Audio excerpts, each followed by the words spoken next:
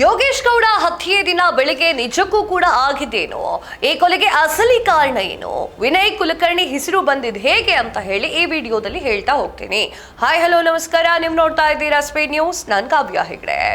ಧಾರವಾಡ ಜಿಲ್ಲಾ ಪಂಚಾಯಿತಿ ಸದಸ್ಯ ಆಗಿದ್ದಂತಹ ಯೋಗೇಶ್ ಗೌಡ ಅವರನ್ನ ಜೂನ್ 15ನೇ ತಾರೀಕು 2016ರಲ್ಲಿ ಅವರದ್ದೇ ಮಾಲೀಕತ್ವದ ಜಿಮ್ ನಲ್ಲಿ ಬರ್ಬರವಾಗಿ ಹತ್ಯೆ ಮಾಡಲಾಗುತ್ತೆ.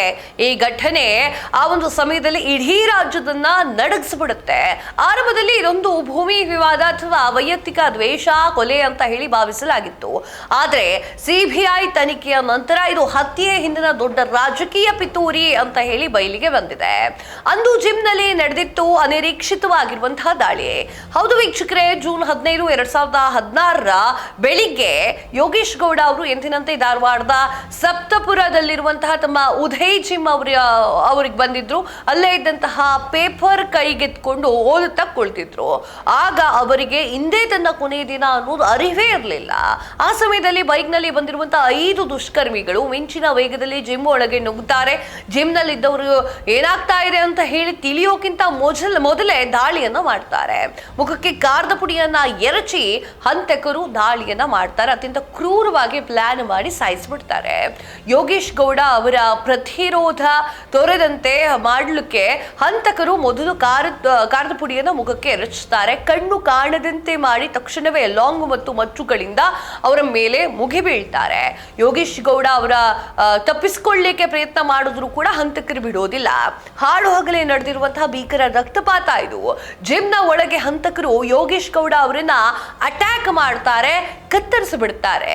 ಕುತ್ತಿಗೆ ಮತ್ತು ತಲೆಗೆ ಬಲವಾದ ಪೆಟ್ಟು ಬೀಳುತ್ತೆ. ಯೋಗೇಶ್ ಗೌಡ ಅವರು ಸ್ಥಳದಲ್ಲಿಯೇ ಸಾವನ್ನಪ್ಪುತ್ತಾರೆ.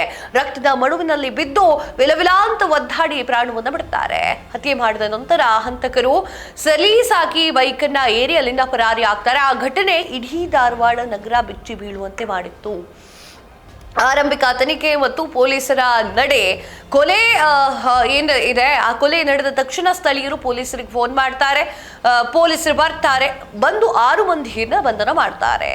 ಇದು ವೈಯಕ್ತಿಕ ದ್ವೇಷಕ್ಕೆ ನಡೆದಂತಹ ಕೊಲೆ ಅಂತ ಹೇಳಿ ಮೊದಲೇ ಹೇಳಲಾಗಿತ್ತು. ಆದ್ರೆ ಯೋಗೇಶ್ ಗೌಡ ಅವರು ಕುಟುಂಬದವರು ಇದನ್ನ ಒಪ್ತಾ ಇರಲಿಲ್ಲ. ಆಗಿನ ರಾಜ್ಯ ಸರ್ಕಾರದ ಸಚಿವರಾಗಿದ್ದಂತಹ ವಿನಯ್ ಕುಲಕರ್ಣಿ ಅವರ ಮೇಲೆ ಕುಟುಂಬದ ನೇರ ಆರೋಪ ಮಾಡ್ತಾ ಇದ್ರು. ಸಿಬಿಐ ತನಿಖೆ ನೀಡಿದ ಬಳಿಕ ಬಿಗ್ ಟ್ವಿಸ್ಟ್ ಸಿಗುತ್ತೆ. ಬಿಜೆಪಿ ಸರ್ಕಾರ ಅಧಿಕಾರಕ್ಕೆ ಬಂದ ನಂತರ ಈ ಪ್ರಕರಣವನ್ನ ಸಿಬಿಐಗೆ ಕೊಡಲಾಗುತ್ತೆ.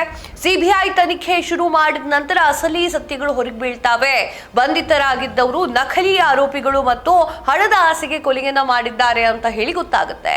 ಕೊಲೆಗೆ ಬಳಸಿದಂತಹ ಆಯುಧಗಳು ಮತ್ತು ಮೊಬೈಲ್ ಕರೆಗಳು ದಾಖಲೆಗೆ ದೊಡ್ಡ ಕಥೆಯನ್ನ ಸುಳಿವನ್ನ ಕೊಡುತ್ತೆ. ವಿನಯ್ ಕುಲಕರ್ಣಿ ಎಂಟ್ರಿ ಮತ್ತು ಅರೆಸ್ಟ್ ಆಗಿದ್ದು ಹೇಗೆ ಅಂತ ಹೇಳ್ತೀನಿ.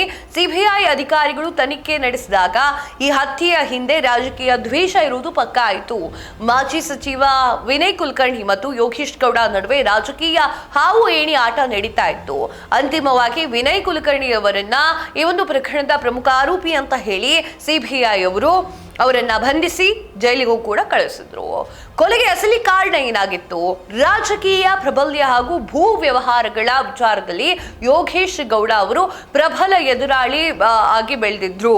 ಇದು ಸ್ಥಳೀಯ ರಾಜಕೀಯ ನಾಯಕರಿಗೆ ನುಂಗಲಾರದ ತುತ್ತಾಗಿತ್ತು. ಇದೇ ಕಾರಣಕ್ಕಾಗಿ ಸುಪಾರಿ ನೀಡಿ ಅವರ ಕಥೆಯನ್ನ ಮುಗಿಸಬೇಕು ಅಂತ ಹೇಳಿದ್ರು.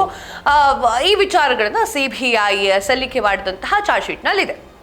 ಈ ಪ್ರಕರಣದಲ್ಲಿ ವಿನಯ್ ಕುಲಕರ್ಣಿ ಸೇರಿದಂತೆ 17 ಮಂದಿಯನ್ನ ದೋಷಿಗಳು ಅಂತ ಹೇಳಿ ಪರಿಗಣಿಸಲಾಗಿದೆ. ಪರಪ್ಪನ ಅಗ್ರಹಾರ ಜೈಲಿಗೆ ಕಳಿಸಿದ್ರು. ಒಂದು ಸಣ್ಣ ಜಿಮ್ ನಲ್ಲಿ ಆರಂಭವಾಗಿರುವಂತಹ ರಕ್ತ ಚರಿತ್ರೆ ಇಂದು ಪ್ರಭಾವಿ ರಾಜಕಾರಣಿಯೊಬ್ಬನ ಜೈಲಿನ ಬಾಗಿಲಿಗೆ ತಂದು ನಿಲ್ಲಿಸಿಬಿಟ್ಟಿದೆ.